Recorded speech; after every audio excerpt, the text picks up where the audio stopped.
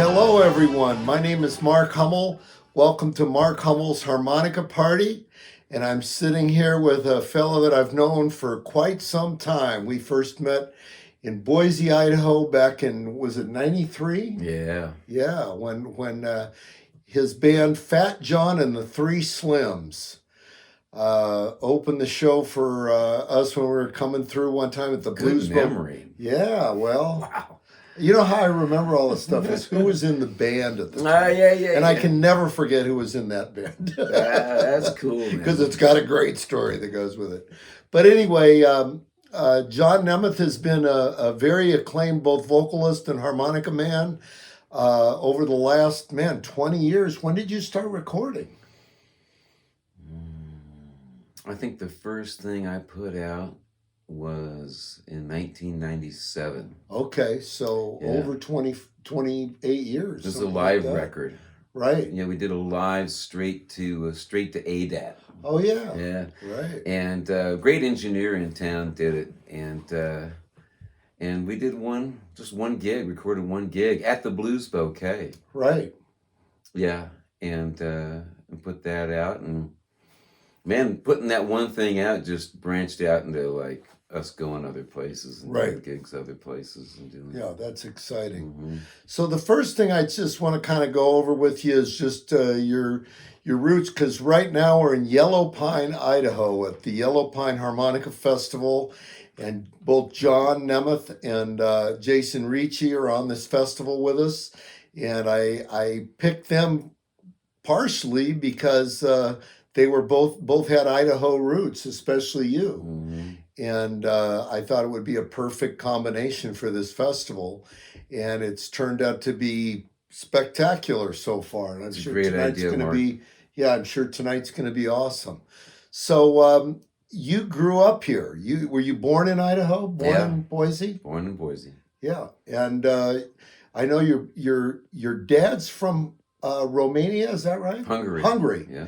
And where's your mom from? My mom is from Idaho. Okay. Yeah, her family came out, and oh man, they came out Idaho in the very beginning when people were coming out here on the Oregon Trail.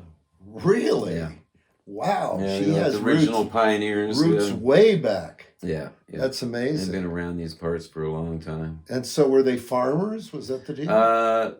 So no, most of them weren't farmers. They worked on the railroad. Or they were in the saddle industry. And they made saddles. There's even a saddle in the Smithsonian that a great-great-grandfather made. Wow. And great-great-great-great-grandfather made. And I think they moved out here to service like miners and people that were coming out. And then after a while, some of them became miners. My grandfather, he was a miner. And then he started working on the railroad and became an engineer, drove a train. Wow. Yeah. So that's moving up, man. If you get a job driving a train out in these parts. Train was a great job back then. Yeah. Now, how did your parents meet? Because that's quite a combination. Yeah, the Cabrini. Idaho to Hungary. Yeah, the Cabrini Catholic Singles Club. Yeah, is that little church on the hill off the freeway? I don't know, man. I think it was at the cathedral downtown. Oh, okay. Yeah, all right. Yeah. I know what you're talking about. Yeah. The big one with no windows on it. Right. Yeah. They hit it off, and he got down to Idaho or to Boise. He got to Idaho. He was he came over as an immigrant, and they put him on a boxcar train and sent him out to Idaho. Really? To work as a lead miner. How old was he? 20s. Really? 28 or something like that. Yeah. Was it after World War II or before? After World War II. After World War II. Yeah, after that communist revolution. Right. Okay. I was wondering about that. Yeah. But man, yeah. So So he didn't pick Idaho. The government picked Idaho Government for him. picked Yeah. Worked out great because he was really far away from the commies, and that's Right, what right. it was the That goal. was his main goal. Yeah, right. I can understand that. Yeah, man. So he was a lead miner at first? Yeah, Wow. yeah. And then what happened? Well, then he got wind that he could get a degree.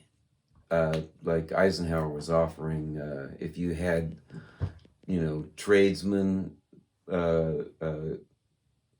papers or a degree from another country, if you could work in concrete.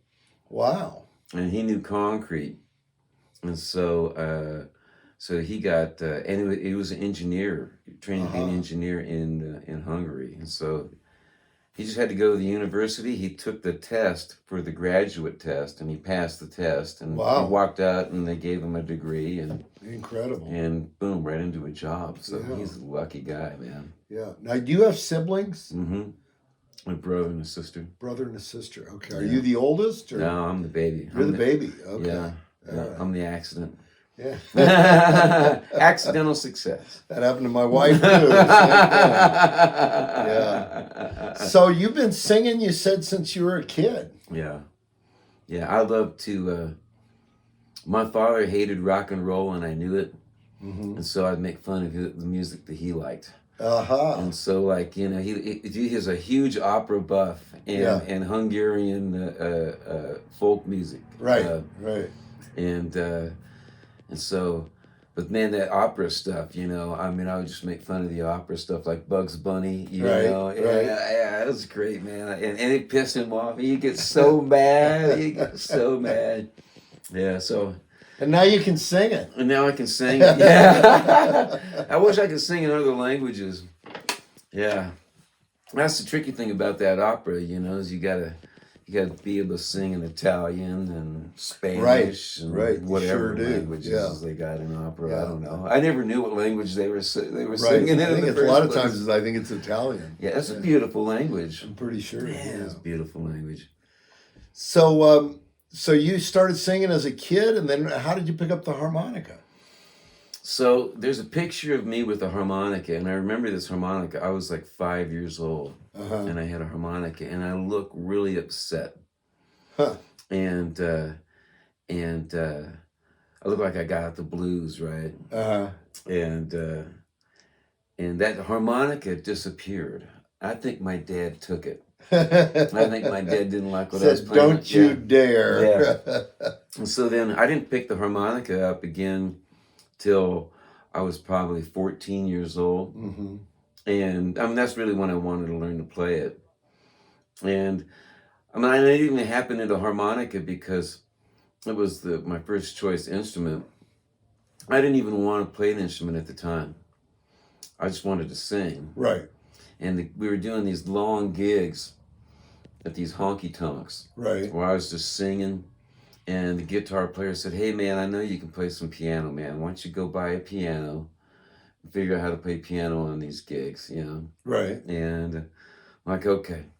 So I went to the store to price this, and they didn't have price tags on anything at the music store. Right. I said, okay, this sounds good. I want this, okay. And the guy's like, we need an amp. Okay, cool. And you need a stand. Oh, you need a chair. So it became just more and more expensive as it went on. Yeah, that's like $3,500, man. I'm like, but you know what? There's a harmonica right there in that. And $4. I love Little Walter. I love Junior Wells. Right. Man, it'd be cool to play like those guys. Yeah. And so you're already hip to those guys. Yeah. So I love Little Walter's greatest hits album. I bought a cassette tape at the local record store, and I listened to that before I played harmonica. I was like, man, that's cool. Yeah. And I loved Mellow Down Easy, man. Right. That was the first tune, two of the first songs I learned on harmonica. Wow. It was Snatch It Back and Hold It. Yeah. And Mellow Down Easy. Here was the problem, is that I only had a C harmonica. Right, so you're playing them all on that. Yeah. And I'm like... That's what I did, too. Yeah. And so you're like, well, Snatch It Back and Hold It's B minor. I can get pretty close to that, but man, there's that fifth that's really out, man. And then Mellow Down Easy was like, well, I mean, I can't make it sound like a major kind of harp, so I'm having to play A minor over this tune on a C harmonica. But I show up to the gigs. I figure out parts for them, and I go to the gig with the one harp. I know what you were doing. You were playing in fourth position. That's fourth position? Yeah. Okay. Yeah. And so I just took it down to the gig and I started playing. Just took it to the gig and just, That's man, crazy. let's go. Yeah. And I remember the guitar player was like, where's the piano? I like piano. Why'd you leave that? I thought you were getting the piano. And I started playing it and the audience dug it. Yeah. So, man, there's something just beautiful about a harmonica. It's such a beautiful instrument. And it sounds like, it's like happiness. You just play a chord. Right. And happiness just comes right out of the thing. And this was a depressed logging town. Yeah. I mean, man, this was the place I was playing that night. Man, the mill had shut down. What town was it? It was Horseshoe Bend. Oh, okay, I've heard of that. And these guys were like, man, it wasn't a happy times here. Right. People drinking their So pain they away. kind of related to it. And man, that harmonica kicked on. Man, they really dug it. And the Wow. harmonica, and so the guitar player guy was like, "Hey man, I like what you're playing, but in some of those notes they ain't right, and you're making those songs That's minor." not true. Yeah. And so, just it's like magic happened. All of a sudden, there's a talent show, and there's these kids get this guy to. He's a substitute teacher. They get this substitute teacher to play harmonica. Mm-hmm. On the talent show. And I'm like, man, that's cool. This guy can actually play the thing. Mm-hmm. And so I hit the dude up and I said, and show me some stuff on the harmonica, because I don't know I don't know what they're doing, man, but I can't get it out of this thing. Right. And so then he told me about the different harps and the different keys and some basic knowledge on playing some blues harmonica, Bending and things like that. Yeah, but I mean that didn't really catch. I couldn't. That was like magic trick. Like, what are you talking about, man? Bending? Oh yeah. How are you supposed to do this? And then the guitar player said, well, if you're, it's those times when you really play the harmonica too hard and you're getting a different note out of it, just do that. And so I sat down at the piano and I just gave that harp everything I could give it. Right. Until it started changing pitch. So I was hitting that B flat, getting down to that A. Yeah. And I figured it out. Wow. Yeah. Now you told me with your vocals you kind of did that too. Yeah. I With always the piano. Yeah. I always wanted vocal lessons, but my mom forced me to take piano. Right. And I hated it. Yeah. And I don't like the piano, really. Yeah. And but yeah, I would sit down and just, run the scales. Right. And because I started singing these gigs in these smoky clubs, and my voice was getting like really in bad shape. And so was it just from singing wrong? No monitors. Yeah. Super loud room. Right. The honky tonks with no stage set up on the floor in the corner of the room. Right. And of course it's a kid band. The band's just bashing their brains loud out, as hell. Yeah. And so I quickly figured out that, well, I'm going to have to get this thing like in shape. And so, I started running those scales. And basically, the scales didn't teach me how to sing. They just running the scales taught me how to preserve your voice. Right. Warm yourself up before you get in there. Yeah. Now, do you warm up normally? I do. You do? Okay. Yeah. How much do you do? 20 minutes? It depends on how shitty my voice is. Yeah.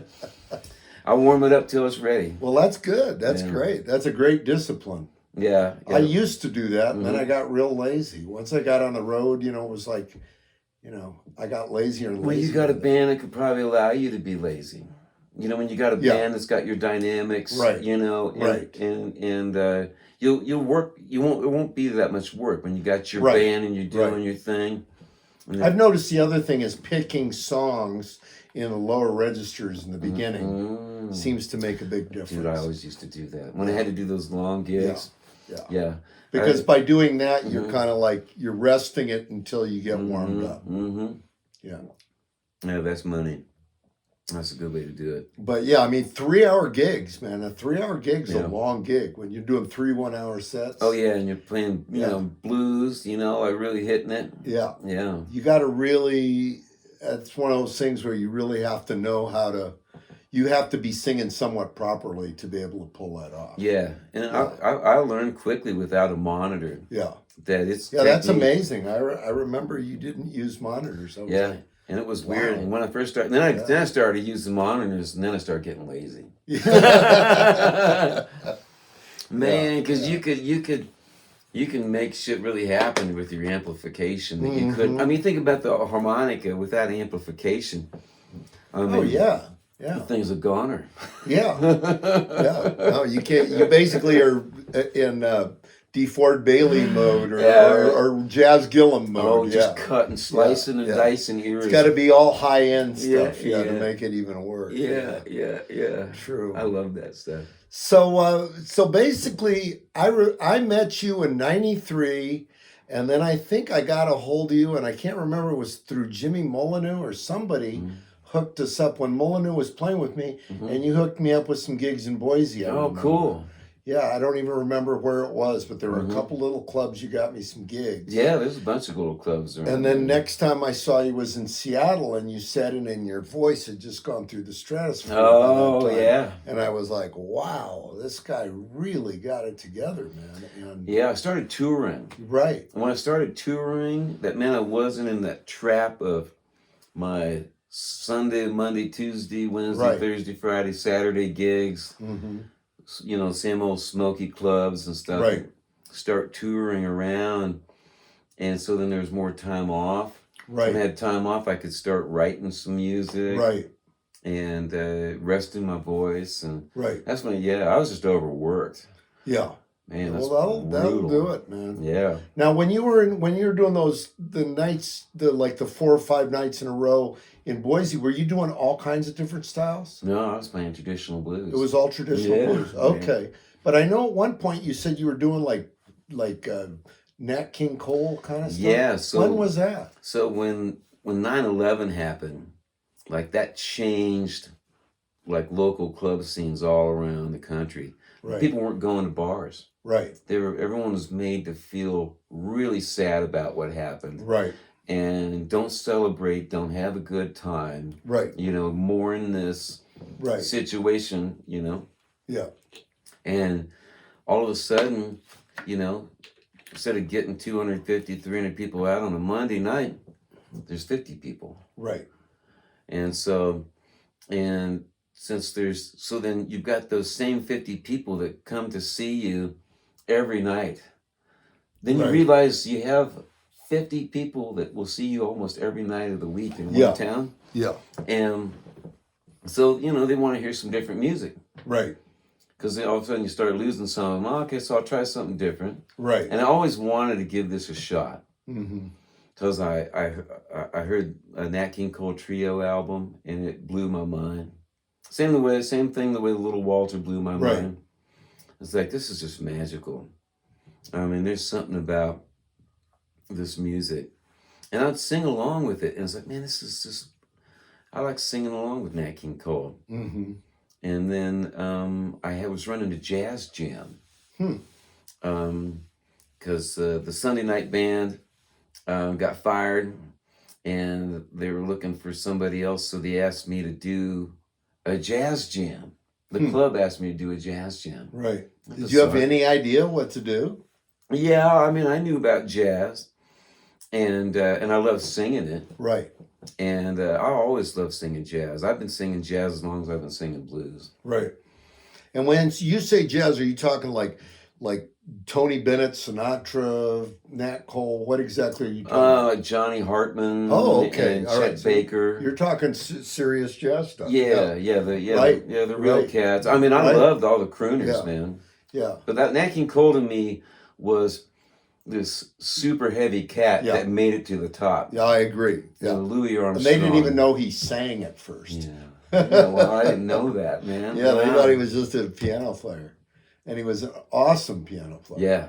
Yeah. Yeah. And so this band, they worked up all the parts to these Nat King Cole Trio tunes because, man, they had parts. Right. These guys parted this Oh, music yeah, up. yeah. I mean, 3 guys making this music. Right.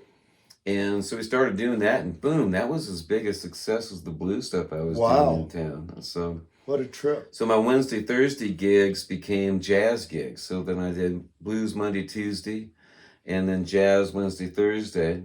And then I usually go out of town on the weekends. Right. Go over to Portland, Seattle, and Salt Lake City. So you were definitely touring at that point. Yeah. Yeah, Spokane, getting out to places and playing ski resorts and whatnot. Right. That's Sun good. Valley, stuff Yeah, like that. I loved it, man. Yeah. Yeah. Now with the jazz thing, did Gene Harris ever come down and play? No, he Because didn't. he had a regular He was, gig. by I that guess. time, he was already by that time he was already playing everywhere. Like Philip Morris Yeah. rediscovered He was him. doing big stuff. Yeah. But he used to play at a hotel. That's what I heard. He Yeah, had we a used house to go gig. jam. Yeah. Yeah, and gracious guy, man.